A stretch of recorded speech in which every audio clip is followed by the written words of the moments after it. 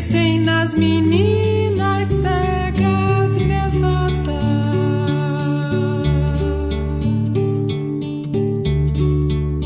Pensem nas mulheres rotas, alteradas.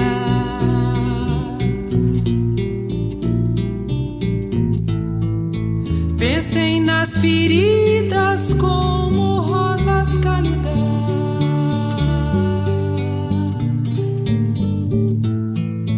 Mas ó, não se esqueçam da rosa, da rosa.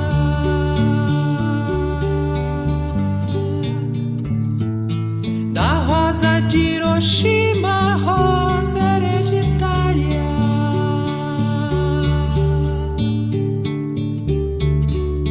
A rosa radioativa, estúpida, inválida.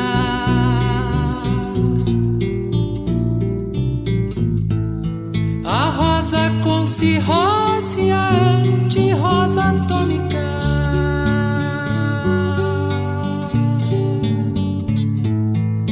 Sem cor, sem perfume, sem rosa, sem